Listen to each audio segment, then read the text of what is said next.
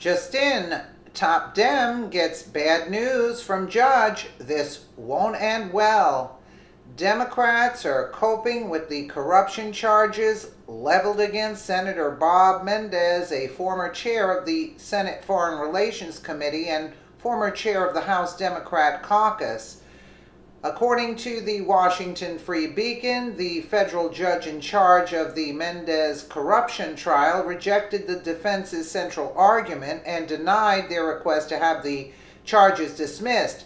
Menendez must now make a case for his innocence, which will be decided by a jury. 6 weeks into the trial, the judge and jury have listened to the evidence brought forth by the prosecution, which argues that Menendez used his office to perform favors for Florida-based eye doctor Solomon Melgen in exchange for luxurious international vacations and massive campaign donations. Melgen, also on trial with Menendez, was found guilty of Medicare fraud in April.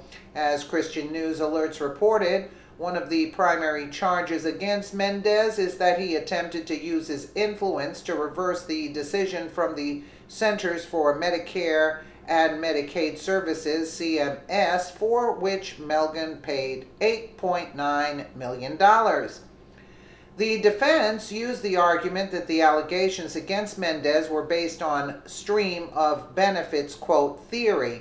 According to Menendez's lawyers, the senator only assisted Melgen as opportunities arose.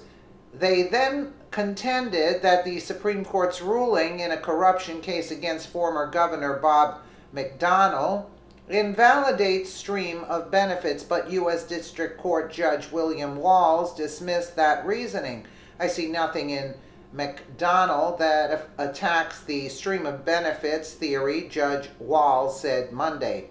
Payment may be made with intent to retain official services on an as-need basis, so whenever the opportunity presents itself, the official will take official action on behalf of the payer's benefits. The defense has hoped to convince Walz to toss the case, but the judge indicated he will proceed with the trial and have the defense team make their case before the jury. The jury will decide what happened. Walz said, "That's why we're going to the jury." If Menendez were found guilty of corruption and sentenced, his vacant Senate seat would potentially affect the course of legislation in the Senate with a close 55 to 44 Republican majority. The absence of votes on any side can make a difference. Menendez stepping down would also open the door to the GOP capturing the seat. In light of this, Democrats have expressed an unwillingness to immediately disavow the New Jersey senator. As reported by Christian News Alerts, Bernie Sanders, who caucuses with Senate Democrats, would not say whether he believes Menendez should resign immediately if found guilty. Interestingly, Menendez's alleged abuses involve another prominent Democrat, former Senate Majority Leader Harry Reid. Reid personally assisted Menendez in his efforts to secure favors for Melgen.